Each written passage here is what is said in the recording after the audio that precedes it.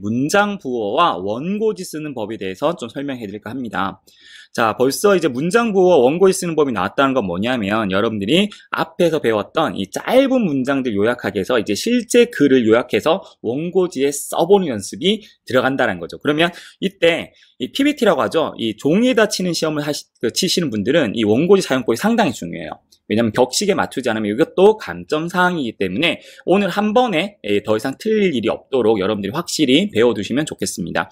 먼저 부호를 보실 텐데요. 부호가 생각보다 우리가 이 글 장문에 쓰는 부호가 많아요. 많은데 저는 일부러 이제 쓸데없는 것까지 배울 필요는 없을 것 같아서 실제로 우리가 만약에 장문을 하게 된다면 쓰는 부호, 이런 것들을 좀 설명을 하도록 하겠습니다. 마침표는 모르는 사람 없겠죠. 마침표, 첫 번째 마침표가 나와 있고요. 문장을 끝내는 데 쓰는 거고요. 쉼표. 자, 쉼표 같은 경우에는 이 말하고자 하는 내용을 좀 강조하려고 구나, 그렇죠. 뭔가 주어를 좀 그냥 한 단어, 워가 아니라 이러이러한 문제, 저거 원티 이렇게 해서 강조를 하고 싶으면 끊고 시작할 수도 있겠고요. 아니면은 절 단위로 우리가 좀 쉬어갈 때, 요때 주의해야 될 점은 주어는 한 번만 적는 거, 같은 주어는 한 번만 적는 거, 그 첫 번째 나왔던 주어가 계속해서 주어 역할을 한다는 것만 참고로 알고 계시면 되겠고, 자, 여러분들이 많이 헷갈려하는 게 모점이라고 부르고 중국어로는 뚠하오라고 해요. 뚠하오.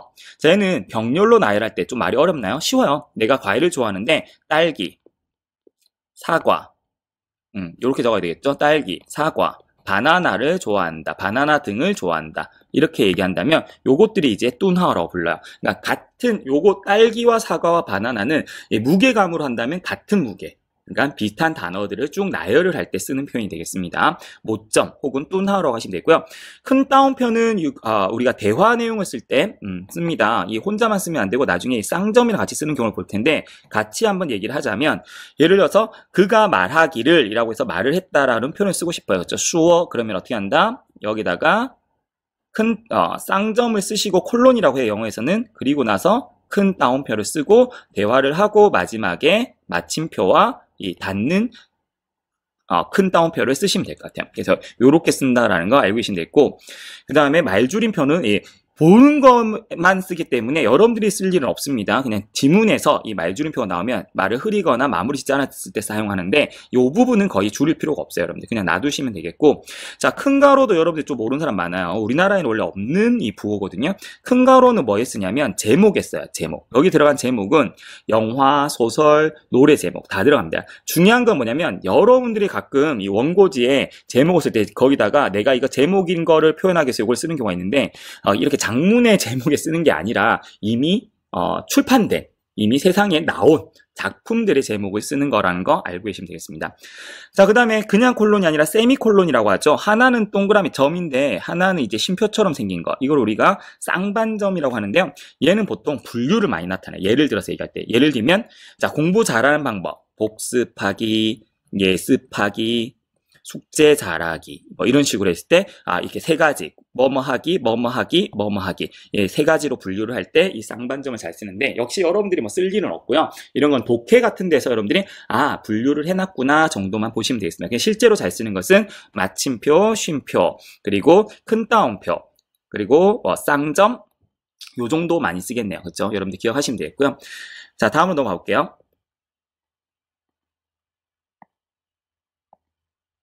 자, 다음은요, 바로 이 원고지 쓰는 방법인데, 일단 5가지로 줄여놨지만 좀 더 첨가해서 제가 필요한 것들 다 설명하도록 하겠습니다.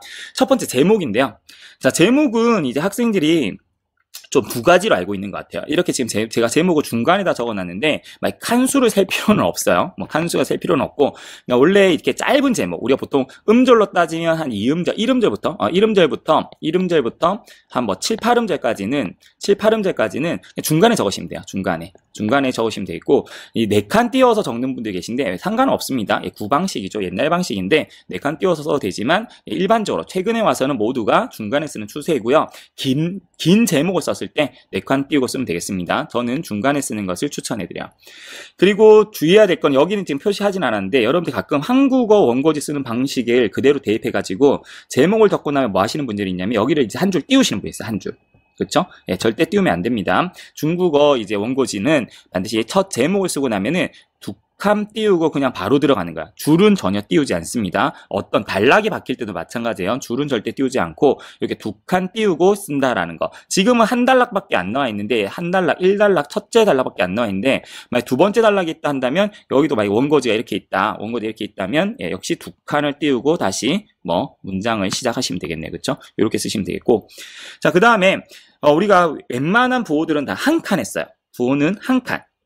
한 칸에 쓰는데 이런 경우 요 세 가지가 나와 있네요. 여기 보이죠? 제가 앞에 거 적는다고 좀 지저분해졌는데 마지막에 보면 요런 것들은 보통 다 한 칸에 써요. 어떻게 쓰냐면 누가 말을 했어요. 아까도 얘기했지만 요 부분 있었죠? 타수어 얘기를 했어요. 그럼 대화 내용을 이제 적을 거예요. 그럼 이렇게 하고 어쩌고 이렇게 나온다 친다면 요 부분을 어떻게 적는다? 한 칸에 적는다는 거죠. 마찬가지로 마치고 큰 따옴표로 막는 것도 어떻게 적는다? 한 칸에 적는다는 거. 2칸이 아닙니다. 한 칸에 적는데 예외사항이 있어요. 그래서 이게 좀 중요하겠죠. 예외사항은 뭐냐면 이런 식으로 마지막에 타원, 따오, 타수어 해서 여기 끝나는데 원래는 이렇게 적어야 되죠. 그렇죠? 이렇게 해서 이걸 한 칸에 다 적어야 되는 건데 요 경우에만 마지막 단어로 들어갔을 때만 요거 우리가 뚠하오 뚠하오란다. 저기 콜론이라고 불리는 이 점을 여기다 놔두고 이제 큰 따옴표는 시작하는 칸에 적으시면 되겠습니다.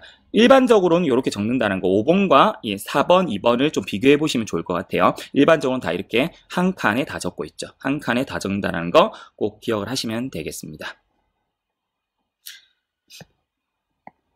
자, 오늘 그러면 연습은 어떤 게 나왔냐면요. 이 문장에서 이 부호들이 어떤 역할을 하는지 다시 한번 복습을 하고 있는 거예요.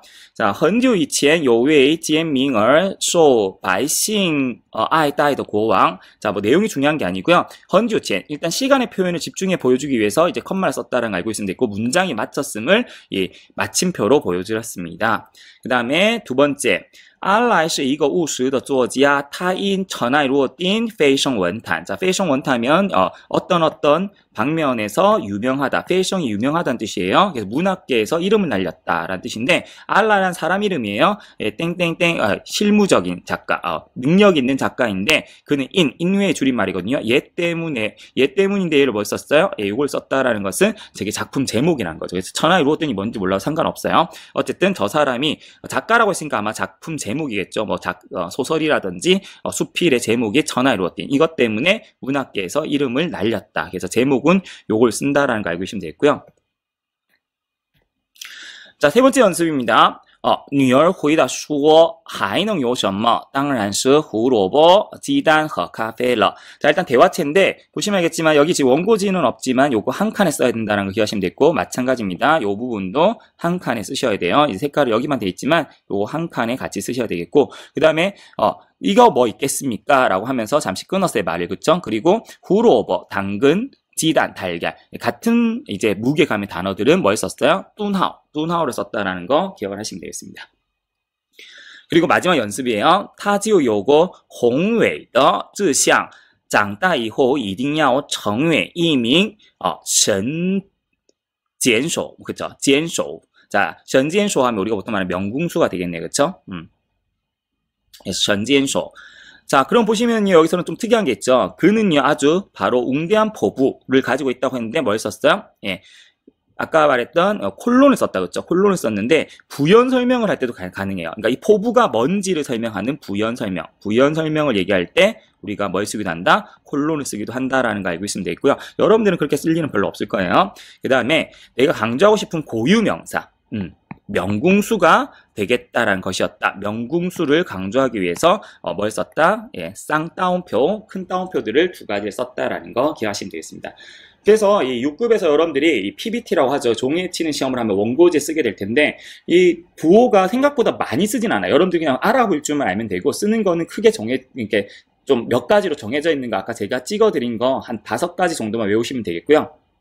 보통 원고지 격식은 제목 적는 것과 단락을 2칸만 잘 띄워도 크게 무리는 없습니다. 그래서 여러분들이 나중 가서 또 헷갈리지 마시고 처음에 제대로 한번 잡아두신 다음에 이제 앞으로 우리 원고지에 쓰는 연습을 할 텐데 저기에 주의해서 그래서 모범 답안 같은 경우에 이제 원고지에 쓴 형식을 보여드릴 거거든요. 그거랑 비교해서 혹시나 격식이 틀렸으면 아 저건 저렇게 쓰는 거구나 라고 하고 꼭 짚고 넘어가시길 바랍니다.